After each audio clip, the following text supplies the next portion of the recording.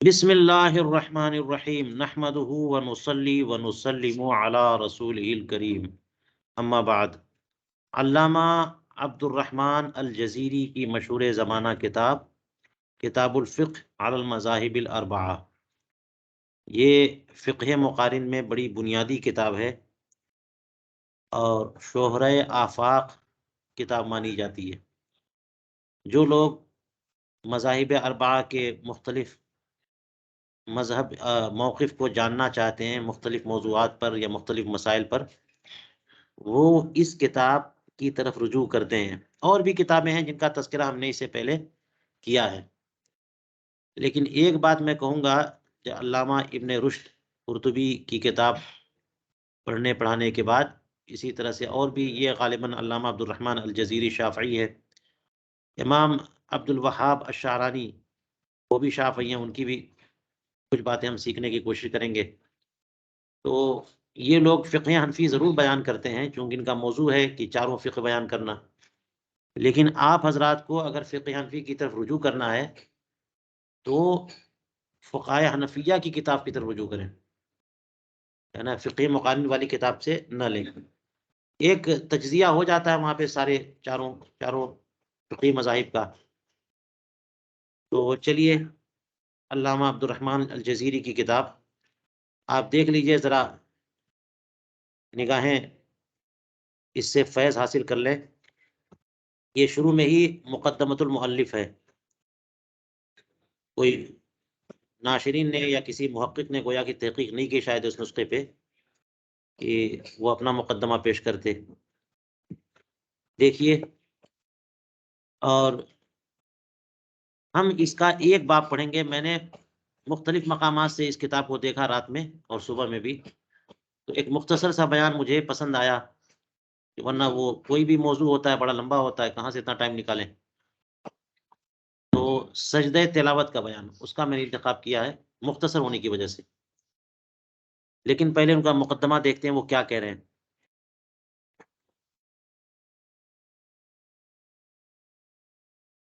الحمد للہ والصلاة والسلام علی سیدنا محمد وعلی آلہ واصحابہ اجمعین، اما بعد، فقد جاءتنی رسائل کثیرہ من نواح متعددہ، مختلف علاقوں سے بہت خطوط آئے، تشیر بإعادۃ النظر فی الجزء الاول من کتاب، تو اس کتاب کی 4 جلدیں ہیں نا جو آج کل تباہ ہو رہی ہیں، ان کے زمانے میں کتنی جلدیں تھیں، انہی کی جلدوں کو گھٹایا بڑھایا جاتا ہے، تابعین اور ناشرین کر دیتے ہیں۔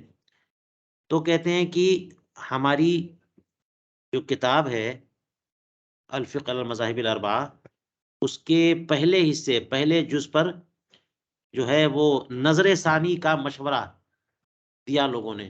نظر ثانی بإعادۃ النظر، نظر ثانی کیا کے مشورے پر مشتمل جو ہے نا بہت خطوط آئے، اور وجہ کیا بتائی، لأنہ یشتمل علی اغلاط فقہیہ، کیونکہ اس میں پہلے والے حصے میں بڑی غلطیاں ہو گئی ہیں، وہ ایجاز فی مواطن کثیرہ، بہت مقامات پہ بڑا اختصار ہو گیا جس کو اختصار ممل کہہ دیتے ہیں، ہے نا، کہ نہیں اختصار مخل، کہ اتنا زیادہ اختصار کر دیا کہ مطلب جو ہے نا وہ گم ہو کے رہ گیا، کچھ سمجھ ہی میں نہیں آ رہا کیا بولنا چاہ رہے ہیں۔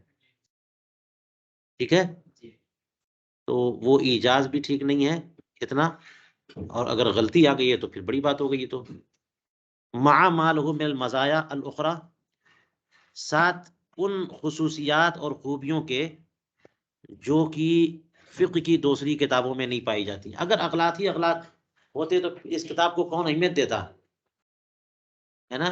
بات یہ ہے کہ اس کتاب میں بڑی ایسی خوبیاں اور کمالات اور خصوصیات ہیں، ہے نا، کہ اب ان کے ساتھ ساتھ کچھ اغلاط ہیں، تو اگر آپ توجہ دے دیں اور وہ غلطیاں ہٹا دیں، ختم کر دیں، تو کیا بڑا شاندار کام ہو جائے، ہے نا۔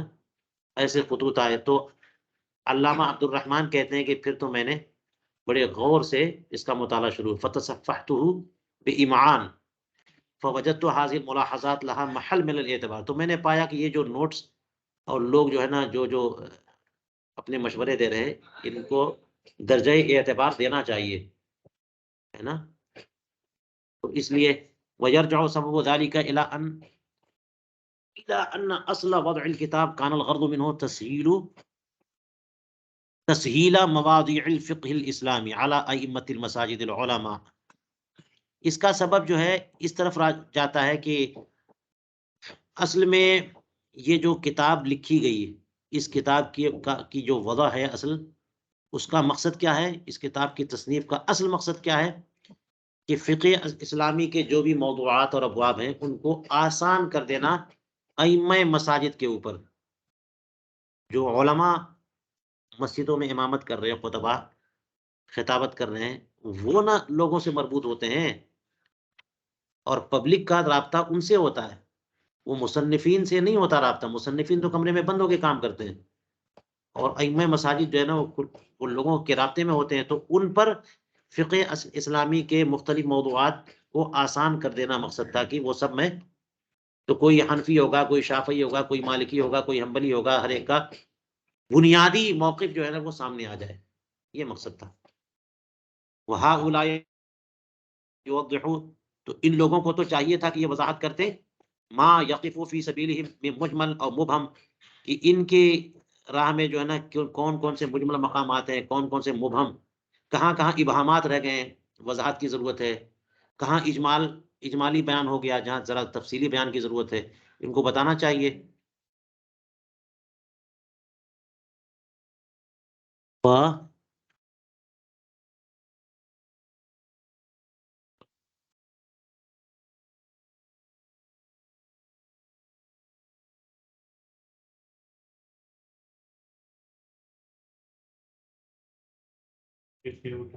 نسخے میں کیا ہے؟ اس میں تسمح فی سیاغت،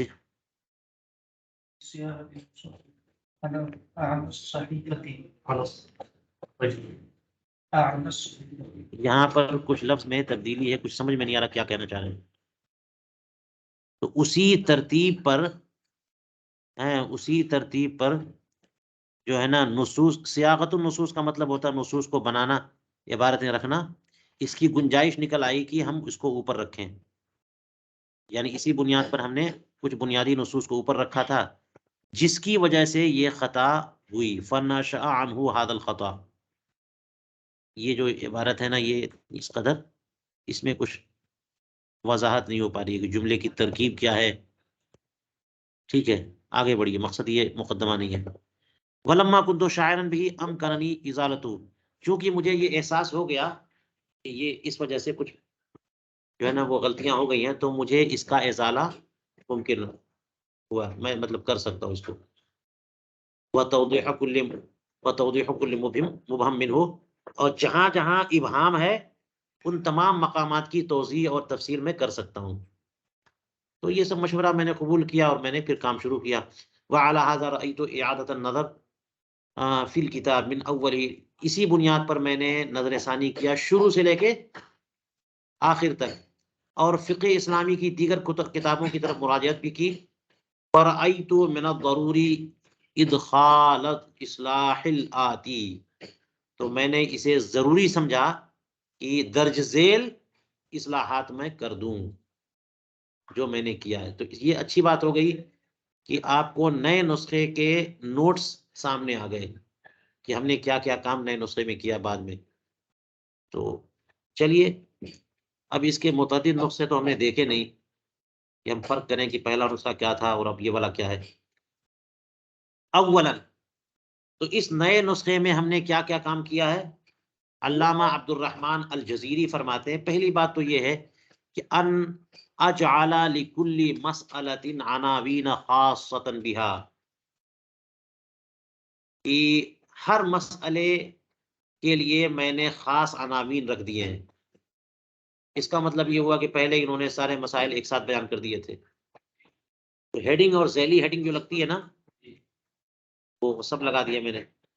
کہ یسہل علی کل واحد ان یرجع الی المسألۃ التي یریدها بالنظر فی محتویات الکتاب، تاکہ ہر بندے وہ آسانی ہو جائے کہ وہ اس مسئلے کی طرف رجوع کر سکے جس کو وہ دیکھنا چاہتا ہے. ٹاپک رہے گا، دے دیا جائے گا، باب دے دیا جائے گا، موضوع دے دیا جائے گا، تو بندہ محتویات کتاب اور فہرست کے دیکھ کر کے فوراً اپنے مطلوبہ مسئلے تک پہنچ جائے گا نا. برخلاف پہلی والی کتاب کے، اس لیے کہ اس کے مسائل کیا تھے؟ ہاں؟ کانت مخلوطہ، الگ الگ نہیں، عنوان دے دے کر کے الگ نہیں کیا گیا تھا. فلا يسول على الناس الوقوف على اغراض منها، تو وہاں پر اس نسخے سے لوگوں کا مقصد جو ہے پورا نہیں ہو سکتا تھا، لوگوں کو اپنے اغراض اور مقاصد پر وقوف آسان نہیں تھا. ثانیاً میں نے جو کام کیا، رأیت من الضروری ان انص فی اعلی الصحیفہ علی المذہبین المتفقین، کہ میں نے یہ ضروری سمجھا کہ صفحہ کے اوپر جو ہے دو متفق مذہب کی تنصیص کر دوں، صراحت کر دوں کہ یہ دو مذہب جو ہے نا اس معاملے میں متفق ہیں. حتی یتحرر هذان المذہبان، تاکہ یہ دو متفق مذہب جو ہے نا وہ بالکل محقق اور متحرر ہو جائے، اس طور پر کہ وہاں خطا کا کوئی احتمال نہ ہو. پھر باقی مذاہب جو ہے نا حاشیے میں بیان کر دیں گے. فرماتے ہیں کہ یہ جو طریقہ یتبین منہ خطأ الطریقۃ الاولی، پہلے والے طریقے کی غلطی اس سے ظاہر ہو گئی کہ وہ ٹھیک نہیں تھا طریقہ، یہ طریقہ ٹھیک ہے بہت سارے ابواب میں. کما هو الحال، جیسا کہ ایسا ہی ہے. کتاب الصلاۃ میں بھی ایسا ہی معاملہ ہوا، قبلے کی بحثوں میں بھی، مباحث حیض میں، مباحث جبیرہ میں، اور اس کے علاوہ بھی مما لا یستطيعون النص علیہ، جہاں پر میں صراحت نہیں کر سکا، جہاں جہاں میں تنصیص نہیں کر سکا، لضیق المقام، مقام کی تنگی کی وجہ سے، وہاں یہی صورتحال پیدا ہو گئی ہے. وما علی القاری الا ان یرجع الی الکتاب، اور قاری پر یہ ہے کہ اب وہ کتاب کی طرف رجوع کرے، ہے نا، اس نسخے کی طرف گویا کہنا چاہ رہے ہیں کہ اس میں کیا کیا جو ثواب واضح ہے، واضح جو ہے نا درست مسائل واضح طور پہ بیان کر دیے گئے، اب قاری اس کو دیکھے. تیسری بات یہ ہے کہ قد رجعت یا قد راجعت الى کتب الفقہ فی کثیر من مواضع الکتاب المذکورہ فی اسفل الصحیفہ، تو کہتے ہیں کہ ہم نے بہت ساری کتابوں کی طرف رجوع کیا، ان کتاب کے ان موضوعات میں جن کا تذکرہ ہوا فی اسفل الصحیفہ، صفحہ کے نیچے، ہامش پہ نیچے جو ہے جن کا ذکر ہے. وہی فی الغالب ذکر السنن والفرائض بطریق الاجمال، غالباً زیادہ تر یہ ہوا کہ اس میں سنن اور فرائض کا اجمالی تذکرہ ہوا ہے. فلم اجد فیہا اخطاء کثیرہ، وہاں پر مجھے کوئی زیادہ غلطیاں نظر نہیں آئیں جو نیچے میں نے نوٹس دیے ہوئے تھے. ولکننی اوضحت منہا کل مجمل، ہر مجمل کا کی میں نے وضاحت وہاں پر کر دی ہے. کوئی غلطی وہاں نظر نہیں آئی، لیکن کہیں اجمال یا ابہام ہو گیا ہے تو اس کی وضاحت ہم نے. چوتھی بات دیکھیے، کہتے ہیں کہ مجھے یہ بھی بات ضروری لگی کہ میں خوب تفصیل کروں وضع توضیح میں، تاکہ ہر بندے کے لیے بالکل آسان ہو جائے جو بھی اس کتاب میں نظر کرے کہ ان یظفر بغوضہ بسہولت، اپنا مقصد آسانی سے حاصل کر لے. فقد اعتنیت عنایت الخاصہ بمسائل کتابی الحج والصیام، یہ دو کتابیں ان پر بڑی خاص توجہ کی ہے تاکہ لوگوں کو ان دونوں کتابوں کا کے مسائل سمجھنے میں آسانی ہو کسی دشواری کے بغیر. پانچویں بات یہ ہے کہ حکمت تشریح میں نے بہت ذکر کی ہے، شرعی مسائل کی حکمتیں جو ہوتی ہیں، اسرار الاحکام، حکمتیں جو ہوتی ہیں، میں نے بہت مقامات پہ اس پہ توجہ دی ہے، ذکر کیا ہے. فی کل موضع، جہاں جہاں مجھ سے ہو سکا. وَكُنْتُ أَوَدُّ أَنْ أَكْتُبَ حِكْمَةَ التَّشْرِيعِ لِكُلِّ مَبَاحِثِ، میں چاہتا کیا تھا کہ ہر بحث میں تشریح کی حکمت لکھ دوں ہر جگہ. لیکن اب تو اگر ہر جگہ کرتا میں تو کتاب تو بڑی موٹی ہو جاتی. لَكِنَّنِي خَشِيتُ تَضَخُّمَهُ وَذِهَابَ الْغَرْضِ الْمَقْصُودِ مِنْهُ، اور اس کا مقصد ضائع ہو جاتا، کیونکہ مقصد یہ تھا کہ چاروں مذاہب، ہاں، ان کے موقف جو ہے نا وہ اجمالی طور پر آ جائے.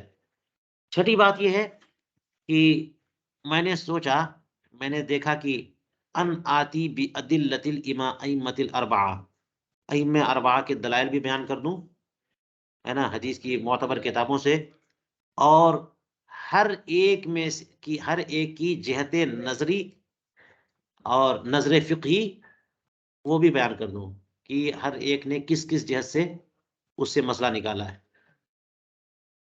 وبالجملہ فقط بدل، تو حاصل یہ ہے کہ مصنف کہتے ہیں بڑی محنت کی ہے میں نے، مجہودن کبیرن، میں نے کیا کیا، ہاں، وحررتہ تحریرا تاما، مکمل طور پر اس کی تحقیق کی ہے، وفصلت مسائلہ بعناوین خاصہ ورتبتها ترتیبا دقیقہ.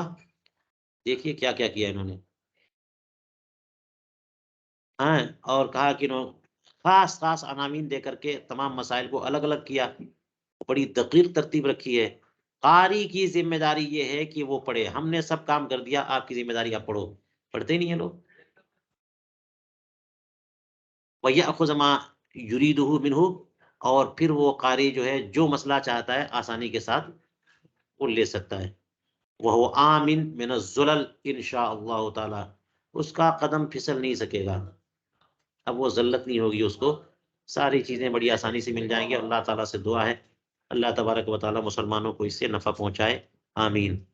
یہ تو جناب اس کی بات ہوگی. کتاب الطہارہ دیکھ لیجئے، یہ شروع میں یہ جو ہے نا متن کے طور پر بیان کرتے ہیں، اس کے بعد ہامش پہ دیکھیے اقوال ائمہ لکھتے ہیں، گویا کہ ایک تمہیدی کلمات، کچھ تمہید کے طور پر کچھ کلمات پیش کرتے ہیں جس سے باب کی وضاحت ہو جائے گی. باب میں بنیادی طور پر کن کن باتوں کو ڈسکس کیا جائے گا، یا پھر اتفاقی جو وہاں پہ بھی تھا معاملہ، بدایت المجتہد میں پڑھا تھا کہ متفق علیہ جو امور ہیں ان کو ایک ساتھ ذکر کر دیتے ہیں، اور پھر ماں بہن نزاع کو ذکر کرتے ہیں، دلائل پہ چلے جاتے ہیں. وہ یہ زیادہ دلائل میں نہیں جاتے ہیں. دیکھا نا آپ نے علامہ ابن رشد کتنے دلائل میں چلے گئے تھے، اور ماں بہن نزاع متعین کرتے تھے کہ اصل اختلاف ہوا کیوں. لیکن اس کو میں نے دیکھا جتنا میں نے دیکھ سکا، اور ابھی آپ بھی دیکھیے گا کہ اصل اختلاف کیا ہے، کن کن مسائل میں اختلاف ہے، اپنا موقف، ہر ایک کا موقف کیا ہے اس کو بیان کرتے ہیں، اور اچھے پیرائے میں بیان کرتے ہیں.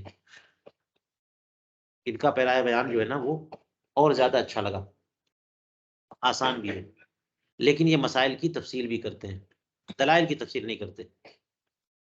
تو دیکھ لیجئے یہ معنی الطہارت فی اللغہ، لغوی تعریف اور اصطلاحی تعریف، فقہی تعریف وغیرہ. اور یہاں سے انہوں نے کہہ دیا الحنفیۃ قالوا، دیکھ رہا ہے نا. تو طہارت کے تعلق سے حنفیہ کیا کہتے ہیں، پورا جو نا حاشیے پہ تفصیلی بیان آتا ہے. المالکیۃ قالوا، الشافعیۃ قالوا، ہے نا. مالکیہ کیا کہتے ہیں، الطہارۃ صفۃ حکمیہ توجب لموصوفها استباحۃ الصلاۃ بثوب الذی یحملہ. شافعیہ کہتے ہیں کہ تطلق الطہارۃ طہارت شرعا علی معنیین، دو معنی پر اطلاق ہوتا ہے. اقسام الطہارت، یہ دیکھیے ہامش پہ یہاں سے حاشیے میں یہاں سے ہے. یہ حاشیہ کسی اور نے نہیں لگایا، یہ وہی علامہ جزیری جو ہے نا وہ اختلافی یعنی مختلف موقف جو ہے نا وہ نیچے بیان کرتے ہیں، اور بحث کے مطابق جو تمہیدی کلمات ہوتے ہیں یا تعارفی یا متفق علیہ معاملات یہ اوپر بیان کرتے ہیں.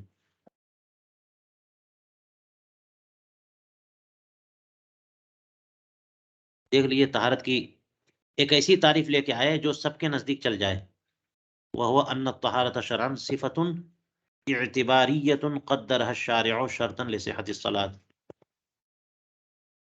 ایک ایسی صفت اعتباریہ ہے جس کی شرع نے نماز کی صحت کے لیے شرط کے حصے سے مقرر کیا ہے.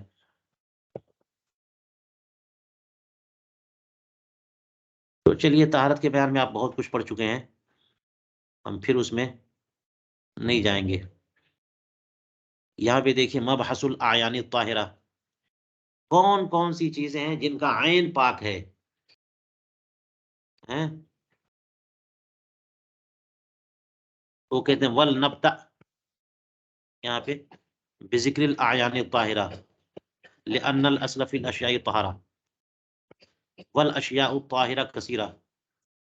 ایک نمبر پہ انسان پاک ہے، لہذا انما المشرکون نجس جو کہا اس سے مراد نجاست معنویہ ہے اعتقاد میں.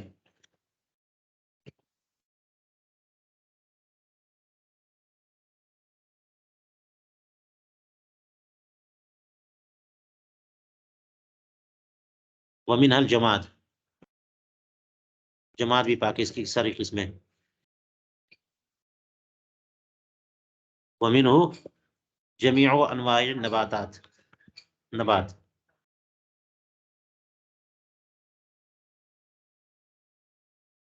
ومنها دمع كل شيء حي، آنسو. وعرقه ولعابه ومخاطه. اب یہاں سے اختلاف شروع ہو جائے گا. ومنها البلغم والصفراء والنخامة. ومنها مرارة الحيوان المأكول، انڈا.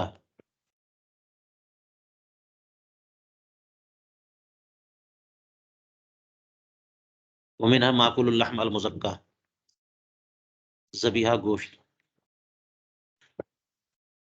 یہ بال ہے، اون ہے، وبر ہے، ریش ہے. یہاں سے اختلافی الحنفیۃ قالوا، الشافعیۃ قالوا، الحنابلۃ قالوا،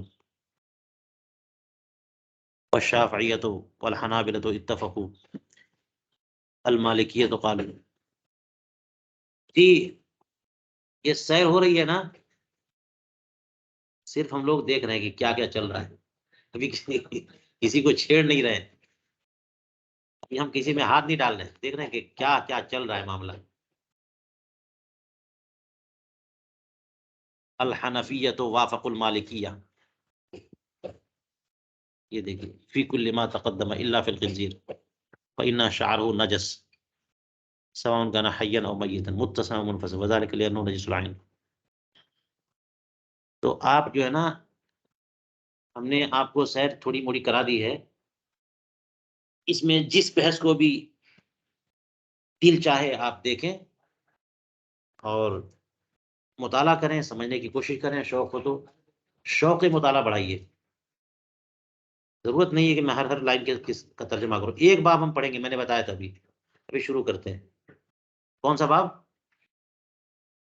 سجدہ تلاوت کا. یا پھر آپ لوگ کہیے گا تو کوئی اور باب پڑھ لیں گے. وہ مختصر باب لگا مجھے تو میں نے کہا کہ ایک دن میں یا 2 دن میں ختم کر لیں گے.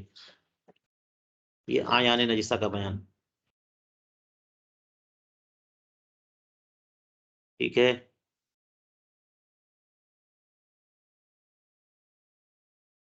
چلیے وہ صفحہ ہے 420 پر. کتاب ہو تو سجدہ تلاوت کا بیان لیتے آئیے سامنے.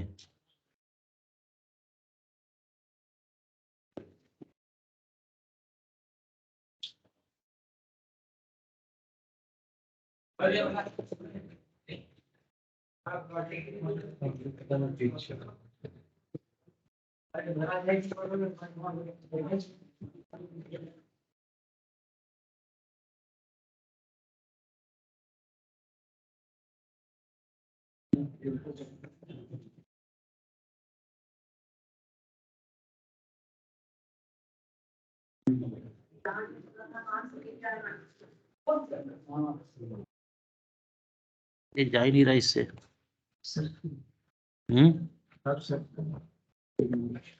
ہاں پیج نمبر صحیح کہا آپ نے 420. چلیے آ گیا. یہ دیکھیے جی بتائیے آپ لوگ کو اسکرین پہ یہ کتاب نظر آ رہی ہے؟ جی حضور آ رہی ہے.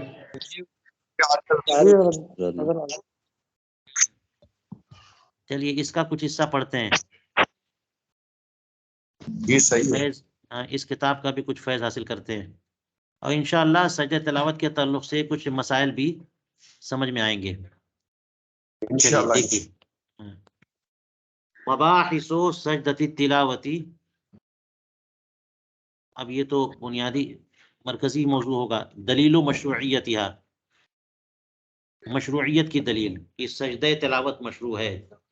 یہ شاید اس لیے کہہ رہے ہیں کہ عبادات جو ہے نا وہ ہم اپنے سے ڈیولپ نہیں کر سکتے. عبادات جو ہے نا جیسے ہندوؤں نے کر لیا ہے نا کہ ایسے پوجا کرو، ایسے کرو، کسی کو بھی کر لو.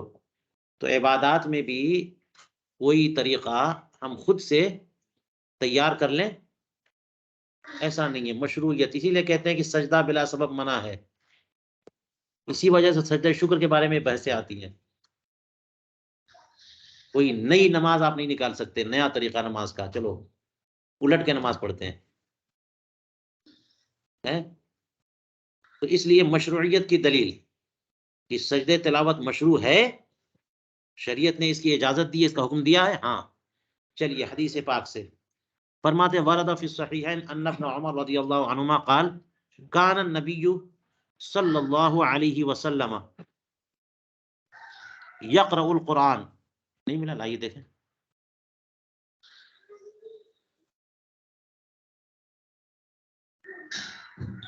شام میں کہاں چلے گئے؟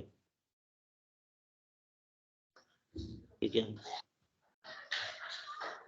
420 صفحہ نمبر.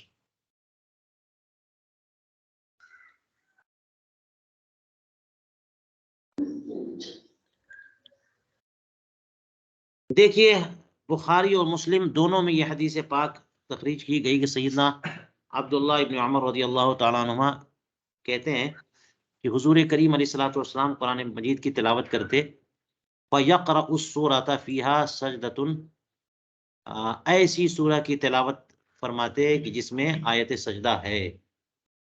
فَيَسْجُدُ وَنَسْجُدُ مَعَهُ، تو سرکار بھی سجدہ کرتے اور ہم لوگ بھی آپ کے ساتھ سجدہ کرتے. حَتَّى مَا يَجِدُ بَعْضُنَا مَوْضِعًا لِمَكَانِ جَبْهَتِهِ، ہم لوگ سب مل کے ایسا سجدہ کرتے کہ ہم میں سے بعض کو اپنی پیشانی رکھنے کی جگہ نہیں ملتی. ہو سکتا ہے اس کی وجہ یہ ہو کہ تلاوت کی محفل ہے، وہ ایک نماز کی محفل ہوتی ہے تو آدمی سب بنا کے جگہ ہوتی ہے وہاں پہ سجدے کی، اور ایک تلاوت کی محفل کوئی ہو تو سب لوگ ایک حلقہ بنا ہوا ہے سرکار کے پاس، جو حلقہ بنا ہے لوگوں کا، سب پورا ازدحام کیے ہوئے ہیں صحابہ کرام. اب وہاں پر سرکار نے تلاوت کیا اور اس کے بعد سب لوگ سجدے میں گرائیں گے تو ہو سکتا ہے کہ بعض لوگوں کو پیشانی رکھنے کی جگہ نہ ملی. وقال صلی اللہ علیہ وسلم اذا قرأ ابن آدم السجدة فسجد اعتزل الشیطان یبکی یقول یا ویلہ امر ابن آدم بالسجود فسجد فله الجنہ وامرت بالسجود فعصیت فلی النار.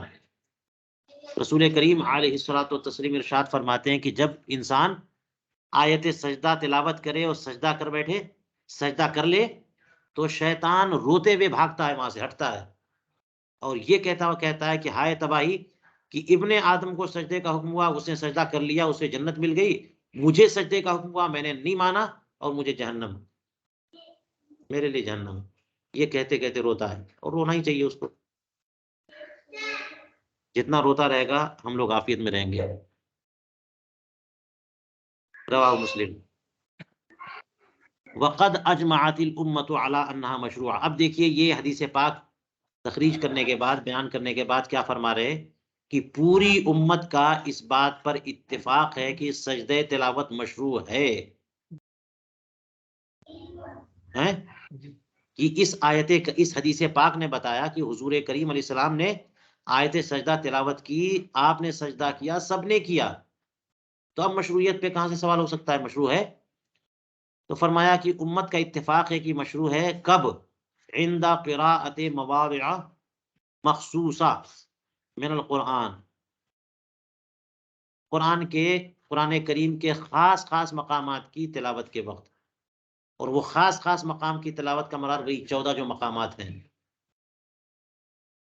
ورنہ قرآن کریم کی جب تلاوت ہوتی ہے تو آدمی کو حرکت کرنا منع ہے، سلام کا جواب دینا منع ہے، سلام کرنا منع. پورا فوکس جو ہے نا قرآن کریم کی تلاوت پہ ہونا چاہیے. مگر یہ کہ ان مقامات پہ اگر آپ نے تلاوت کر لیا تو آپ سجدہ کرو.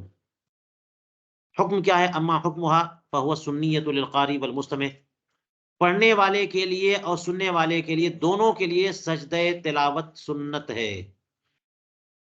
سجدہ تلاوت، گھبرانا نہیں بھائی ہیں. بالشروط الآتیہ، درج ذیل شرطوں کے ساتھ، باتفاق، یعنی جو شرطیں بیان کی جائیں گی ان شرطوں کے ساتھ سجدہ تلاوت سنت ہے. باتفاق ثلاثۃ من الائمہ، 3 ائمہ مجتہدین کے اتفاق سے. لیکن حنفیہ نے اس سلسلے میں اختلاف کیا. حنفیہ کے ہاں واجب ہے. ہے نا، اس لیے کہ قرآن کریم کا حکم ہے وسجد واقترب، تو اس لیے فعل امر جو ہے وجوب کے لیے جب تک کہ قرینہ صارفہ نہ ہو. تو ان کی دلیلیں اپنی ہیں. فرمایا کہ حنفیہ نے اس سے اختلاف کیا کہ نہیں، سجدہ تلاوت سنت نہیں ہے بلکہ واجب ہے، اس سے بلند درجہ. فانظر مذہبہم تحت الخط، تو حنفیہ کا مذہب آپ دیکھ لو اس لائن کے نیچے، الحنفیۃ قالوا، پڑھ لیں. دیکھیے حنفیہ کا مذہب،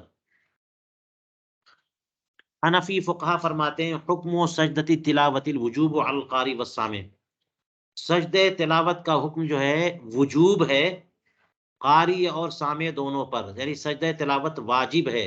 کس پر؟ کس پر؟ دونوں پر.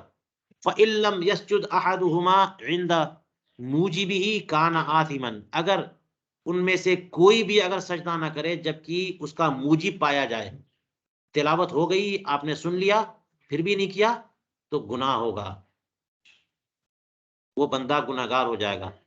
ثم ان ذلك الوجوب تارة يكون موسعا وتارة يكون مضيقا، کبھی کبھی یہ وجوب موسع ہوتا ہے، کبھی کبھی مضیق. وجوب موسع کا مطلب کہ گنجائش، واجب تو ہے لیکن ٹائم کی لمٹ نہیں ہے، ابھی کر لو، بعد میں کر لو، بعد میں کر لو، زندگی میں کبھی کر لو. بات سمجھ آئی؟ اور وجوب موسع ہے تو ضروری، لیکن کوئی ایسی ٹائم لائن اس کے لیے سیٹ نہیں بتائی گئی ہے کہ اس وقت آپ نے نہیں کیا تو قضا ہو جائے، جب بھی کریں گے وہ ادا ہی ادا ہے. بات سمجھ آئی؟ لیکن اگر وہ وجوب مضیق ہو تو جو ٹائم دیا گیا ہے اسی میں کرنا ہے، اگر آپ نے اس میں نہیں کیا تو پھر تو مسئلہ ہوگا آپ کے لیے. تو کبھی کبھی اس کا وجوب موسع ہوتا ہے، کبھی کبھی کیا ہوتا ہے فَيَكُونُ مُوَسَّعًا إِنْ حَصَلَ مُوجِبُهُ خارج الصَّلَاةِ، اگر اس کا موجب خارج صلاۃ پایا جائے تو وجوب موسع ہے. اس کا مختصر بیان ہم سے سنیے کہ اگر سجدہ تلاوت نہیں، آیت سجدہ کی تلاوت امام صاحب نے نماز میں کر دی، یا آپ منفردن نماز پڑھ رہے ہو، آپ نے نماز میں تلاوت کر دی آیت سجدہ کی، تو یہ سجدہ وجوب موضح واجب مضیق ہے، نماز ہی میں کرنا ہے آپ کو، نماز کے باہر نہیں. نماز میں تلاوت کی آپ نے، نماز ہی میں، یہ وجوب علی الفور ہے، یہ وجوب علی التراخی نہیں ہے. اور نماز کے باہر اگر تلاوت ہوئی ہے تو وجوب موسع ہے، وہ بہتر ہے ابھی کر لیجئے، کیوں دیر کریں گے، لیکن بعد میں بھی کر سکتے ہیں. تو کہتے ہیں کہ یکون موسعا ان حصل موجبہ خارج، نماز سے باہر اگر اس کا موجب پایا گیا تو موسع ہے، گنجائش ہے ٹائم کی. فلا یعصم بتاخیر السجود الی آخر حیاتی، تو زندگی کے آخری لمحات تک بھی اگر وہ تاخیر کرتا ہے تب بھی جی ان ماتا ولم یسجد، اگر وہ مر گیا اور سجدہ نہ کر سکا تو، لیکن اتنی تاخیر مکروہ ہے، کیونکہ جب وجوب مضیق نہیں ہے، وجوب موسع ہے تو گنجائش دی گئی ہے اس کو. ولکن یکرہ تاخیرہ تنزیہا، اتنی تاخیر. ویکون الوجوب مضیقا ان حصل موجب للسجود فی الصلاۃ، اگر موجب سجدہ یعنی سجدے کو جو چیز واجب کر رہی ہے، اور وہ ہے کیا؟ آیت کریمہ، آیت سجدہ کی تلاوت اور اس کا سننا. تو نماز میں اگر موجب پایا جائے تو وجوب کیا ہوگا؟ مضیق. بِأَن تلا آیت السجدۃ وهو یصلی، نماز کی حالت میں اس نے آیت سجدہ تلاوت کی. فإنه یجب علیہ فی هذه الحالہ، اسی حالت میں اس کے اوپر واجب ہو جائے گا. کیا واجب ہوگا؟ ان یؤدیہ فوراً، بالفور کرنا پڑے گا سجدہ. تو وقدر الفور، فور کی مقدار کیا ہے؟ کتنی دیر آپ کریں گے کہ آپ لیٹ ہو جائیں گے؟ اس فور کی مقدار کیا ہے؟ بِأَن لَا يَكُونَ بَيْنَ السَّجْدَةِ وَبَيْنَ تِلَاوَةِ آیَتِهَا زَمَنٌ يَسَعُ أَكْثَرَ مِنْ قِرَاءَةِ ثَلَاثِ آیات. اس طور پر فور کی مقدار یہ ہے کہ سجدہ کرنے میں اور جو آیت سجدہ تلاوت کی ہے اس کی تلاوت کے درمیان اتنا ٹائم نہ چھوڑ دیں کہ 3 آیتوں سے زائد کی تلاوت کی گنجائش ہو. آپ نے آیت سجدہ پڑھ لی اور اب آپ کو سجدہ تلاوت کرنا ہے، تو تلاوت آیت سجدہ اور سجدہ تلاوت کرنے میں جلدی آپ کر لیجئے. اتنا ٹائم مت دیجئے کہ 3 آیتوں سے زیادہ کی بیچ میں تلاوت کی گنجائش ہو. اگر اس سے زیادہ کی گنجائش ہو گئی تو فور گیا، دیر کر رہے آپ.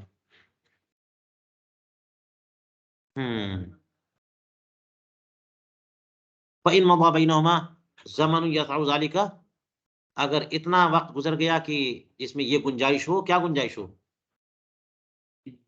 3 آیت نہیں، 3 آیت سے زیادہ. زیادہ کہا نا یہاں پہ؟ ہاں اکثر. یہاں بطول نہیں بلکہ بطل ہونا چاہیے. بطل الفور، فور باطل ہو گیا.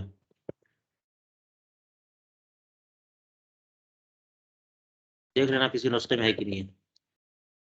ثم ان آیت السجدتی اما ان تکون وسط السورۃ او آخرها. اب کہہ رہے ہیں کہ آپ جو آیت سجدہ پڑھ رہے ہیں یا تو وہ سورت کے بیچ میں ہے یا پھر سورت کے آخر میں. دونوں طرح سے ہو. شروع میں تو آتی نہیں ہے، بالکل بیچ میں، بیچوں بیچ کہیں پر، بیچ سے مراد کہیں پہ بھی، اور یا پھر بالکل آخر میں ہے.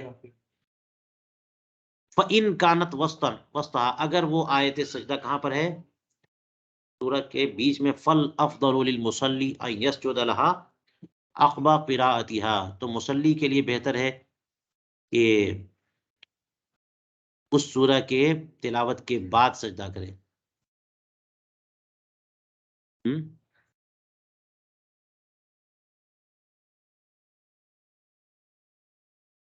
ہاں، وقبل اتمام السورۃ، اگر بیچ میں ہے تو.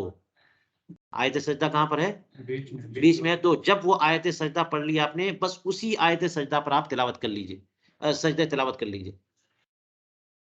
پورا آخر تک مت جائیے، بیچ میں ہے تو. قبل اتمام السورۃ، سورت کی پوری تلاوت سے پہلے. ثم یقوم، اور پھر اس کے بعد سجدے سے کھڑے ہوئیے اور پھر پورا سورت کی تلاوت کر لیجئے. اب رکوع کریں. فَإِن لَّمْ يَسْجُدْ وَرَكَعَ، اگر انہوں نے سجدہ نہیں کیا اور رکوع کر لیا قبل انقطاع الفور السابق، اس فور سابق کے انقطاع سے پہلے رکوع کر لیا، یعنی 3 آیت سے زیادہ پڑھنے کی مقدار سے پہلے اس آیت سجدہ کی تلاوت کی آپ نے، اس کے بعد 1-2 آیتیں پڑھی ہوں گی کہ فوراً آپ رکوع میں چلے گئے. تو اگر سجدہ نہیں کر سکے لیکن فور کے انقطاع سے پہلے آپ نے کیا کر لیا؟ رکوع کر لیا، اور اسی رکوع میں آیت سجدہ تلاوت کی نیت بھی کر لی، فَإِنَّهُ يُجْزِئُهُ، تو یہی کافی ہے. یہ مسئلہ آپ دیکھ لیجیے گا بہار شریف وغیرہ میں ہے کہ اگر آپ فوراً اگر آپ رکوع کریں تو رکوع میں سجدہ تلاوت کی نیت سے سجدہ تلاوت ادا ہو جاتا ہے. اور اگر فوراً سجدہ کر لیں نماز والا سجدہ سلبیہ، تو اس سجدے سے بھی سجدہ تلاوت ادا ہو جاتا ہے، اگرچہ بغیر نیت کے. رکوع میں نیت کی ضرورت ہے، سجدے میں نیت کی بھی ضرورت ہے. اگر فوراً کریں تو سجدہ سلبیہ نماز والا، تو اسی کے ضمن میں سجدہ تلاوت بھی بولیے ادا ہو جائے گا اگر فور پہ کریں. وَنَمَا بِالرُّكُوعِ السَّجْدَةَ أَيْضًا فَإِنَّهُ يُجْزِئُهُ كَمَا يُجْزِئُ السُّجُودُ لِلصَّلَاةِ قَبْلَ انقطاع الفور المذکور وَلَوْ لَمْ يَنْوِ بِهِ السَّجْدَةَ، جیسے کہ سجدہ صلاۃ کافی کفایت کر جاتا ہے قبل انقطاع الفور، اسی فور مذکور کے انقطاع سے پہلے. جیسے ہی آپ نے آیت سجدہ پڑھی فوراً آپ سجدے میں چلے گئے، فور منقطع ہونے سے پہلے تو آپ کے لیے وہ سجدہ جو ہے وہ کیا کرتا ہے؟ کفایت کرتا ہے سجدہ تلاوت سے، اگرچہ سجدہ تلاوت کی نیت نہ کیا ہو تو. دیکھیے وَلَوْ لَمْ يَنْوِ بِهِ السَّجْدَةَ أَيْضًا، رکوع کرے گا پھر سجدہ کرے گا. نیت نہیں کی اس نے. ہاں چلیے. ان قطع الفور فلا تسقط عنه لا بالركوع ولا بالسجود ولا بسجود الصلاة. اگر فور منقطع کر دیا اس نے، فور باقی نہیں رہا، فور باقی، اور کیسے فور ختم ہوگا؟ ہاں وہ آیت سجدہ پڑھی اور 4-6 آیتیں 10 آیتیں پڑھ گئے، تو اب تو آپ آگے نکل گئے. اب آپ کو رکوع نماز والا اور سجدہ نماز والا، یہ آپ کے آیت سجدہ تلاوت کے لیے کفایت نہیں کرے گا. نیت کریں گے تب بھی نہیں کرے گا. اب آپ کو بالارادہ ایکسٹرا جو ہے نا وہ سجدہ تلاوت کرنا. فرماتے ہیں ان قطع الفور فلا تسقط عنہ، فور منقطع ہو چکا تو اب سجدہ ساقط نہیں ہوگا، نہ رکوع سے اور نہ نماز کے سجدے سے. وعلیہ قضاؤها، اس کو قضا کرنی پڑے گی، بسجدۃ خاصۃ، ایک خاص اسپیشل سجدہ اس کو آیت سجدہ والا کرنا پڑے گا. ما دام فی صلاۃ، جب تک وہ نماز میں، کبھی بھی کر لیں. فاذا خرج من الصلاۃ فلا يقضيها، جب نماز سے نکل چکا اب نہیں اس کی قضا ہے، لفوات وقتها، کیونکہ اس کا وقت گیا.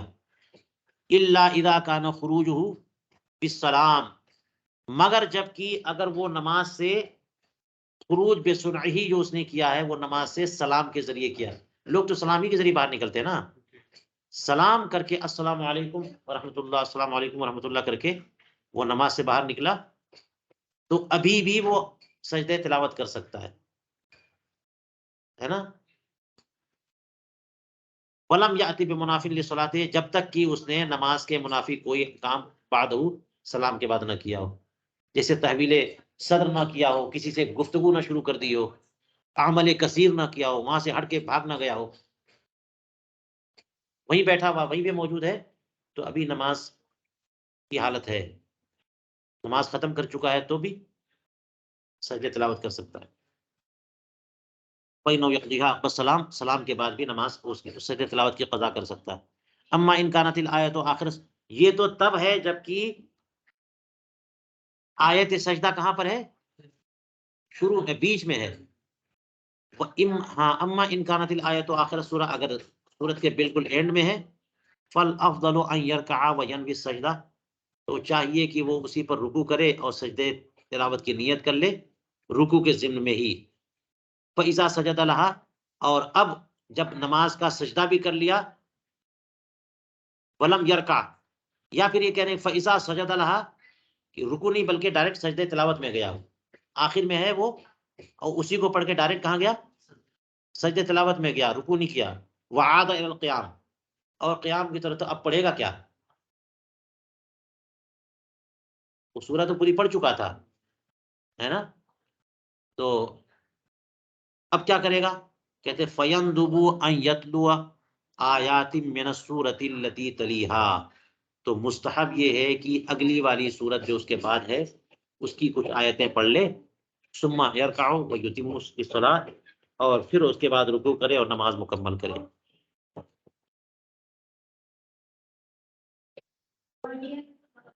ٹھیک ہے، چلیے.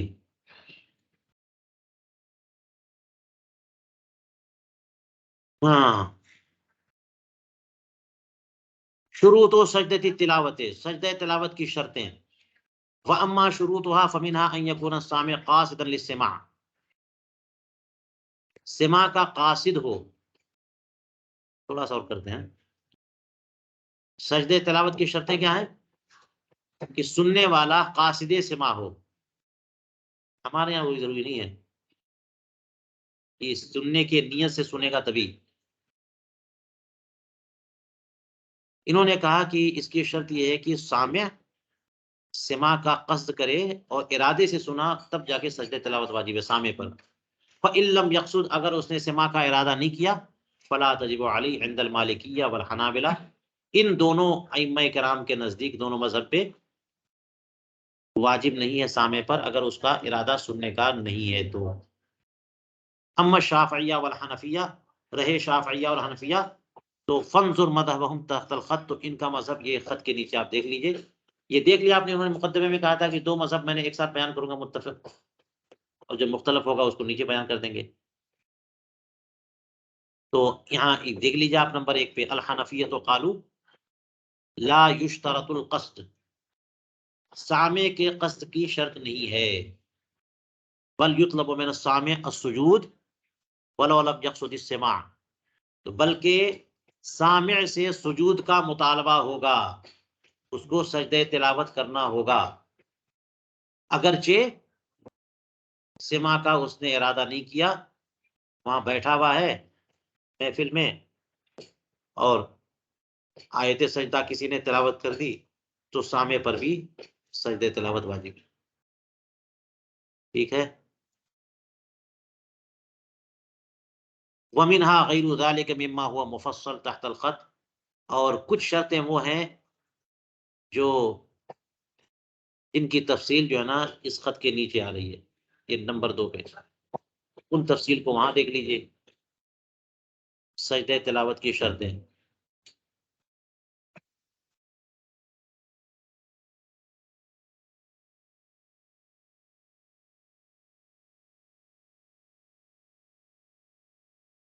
چلیے حنفیہ والا پارٹ ہم پہلے پڑھ لیتے ہیں آج.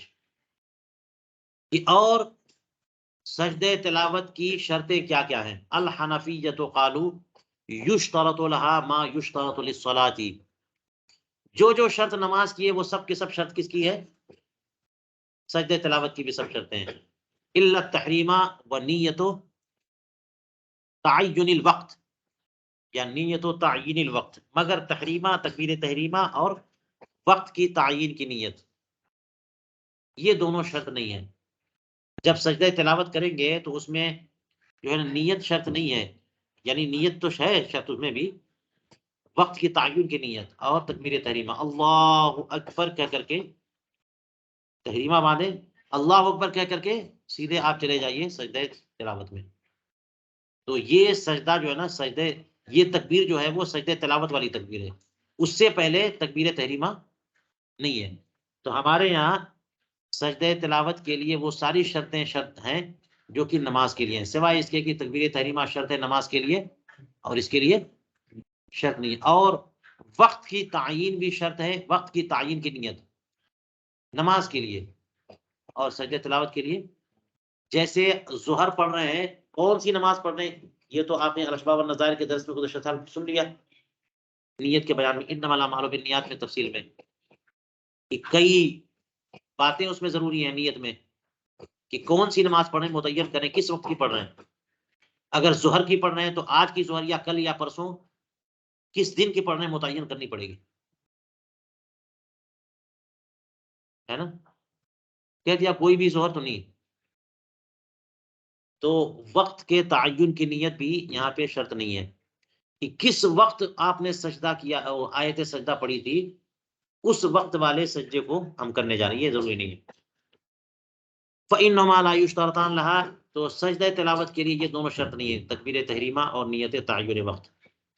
وَلَا يُؤْتَى بِالتَّحْرِيمَةِ فِيهَا، اور تکبیر تحریمہ اس میں اس کی بجاوری یہاں ضروری نہیں ہے سجدے میں، جیسا کہ عنقریب سجدے کے طریقے کے بیان میں اس کی تفصیل آئے گی. وَيُشْتَرَطُ لِوُجُوبِهَا كَذَلِكَ مَا يُشْتَرَطُ لِوُجُوبِ الصَّلَاةِ، جو شرطیں نماز کے وجوب کے لیے ہیں وہ ساری شرطیں سجدہ تلاوت کے وجوب کے لیے بھی ہیں. جن جن شرطوں سے نماز واجب ہوتی ہے وہی شرطیں پائی جائیں گی تبھی جا کر کے سجدہ تلاوت بھی واجب ہوگا، ورنہ واجب نہیں ہوگا. یہ من بیانیہ من الاسلام والبلوغ والعقل والطہارت من الحیض والنفاس. بندہ مسلمان ہوگا تو نماز ہوگی نا اس کے اوپر، مسلمان ہی نہیں ہے تو پھر نماز. تو اسی طرح مسلمان ہی نہیں ہے اور سجدہ تلاوت آیت سجدہ اس نے پڑھ لیا یا سن لیا تو پہ آیت سجدہ تلاوت نہیں ہے. اسی طرح سے عقل مجنون پر نہیں ہے. طہارت من الحیض، عورت حیض سے پاک ہو، نفاس سے پاک ہو تب.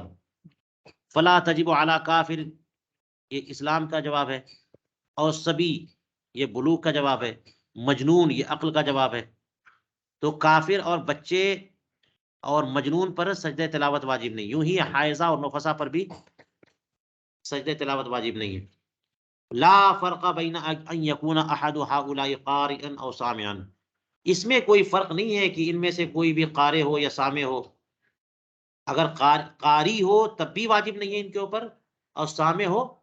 لہذا 2 سال کا بچہ، 4 سال کا بچہ، 5 سال کا بچہ، جو بچے پڑھتے ہیں قرآن پاک ناظرہ، تو آیت سجدہ بھی پڑھتے جاتے ہیں وہ، ہے نا، تو وہ قاری ہے تب بھی. اور اگر استاد نے پڑھ کے سنایا کہ کیسے پڑھنا ہے صحیح، اس نے سنا تب بھی واجب نہیں ہے.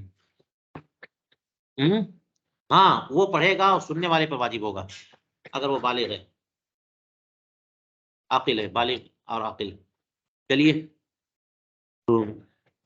اما من سمع من احد، رہی بات اس کی کہ جس نے ان میں سے کسی ایک سے سنا ہو، کافر سے، بچے سے، مجنون سے، حائضہ سے، تلاوت کرتے ہوئے انہوں نے سن لیا، تو کیا اس سامع پہ وجوب سجدہ تلاوت کا وجوب ہے؟ فرماتے فإنه يجب علی السجود، ہاں واجب ہے. ان کان اہلا للوجوب، اگر یہ بندہ جو سامع ہے وہ وجوب کا اہل ہے تو.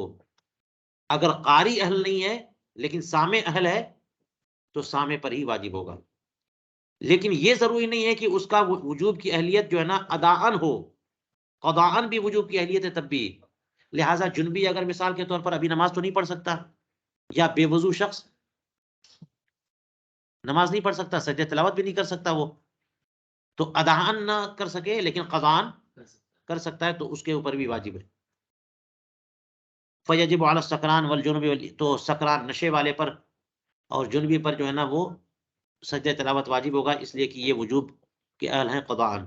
الا اذا كان القاری مجنونا فانها لا تجب على من سمع منه، ہاں اگر قاری مجنون ہو تو سجدہ تلاوت واجب نہیں ہے جو مجنون سے تلاوت سنے. اور اسی جیسے بچے کی بات ہے، الذی لا یمیز، لا یمیز یعنی صبی غیر ممیز، صبی ایسا بچہ جسے عبادت اور امور کی سمجھ نہیں ہے کچھ بھی. وہ ماں باپ کو دیکھتا ہے نماز پڑھتے ہوئے تو سوچتا ہے کہ امی ابو کچھ اچھا کام کر رہے ہیں میں بھی کر لوں، نقال ہوتا ہے، سمجھ نہیں ہے اس کو، کیونکہ نماز کی صحت کے لیے تمیز تو ضروری ہے نا. تو صبی غیر ممیز ہو اور اس نے تلاوت کیا تو اس سے کوئی اگر سماع کرے گا تو اس پر بھی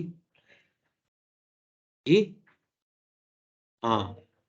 اور اس کا مطلب صبی ممیز ہو تو اگرچہ ابھی بالغ نہیں ہے اس پر واجب نہیں ہے لیکن سامع پر.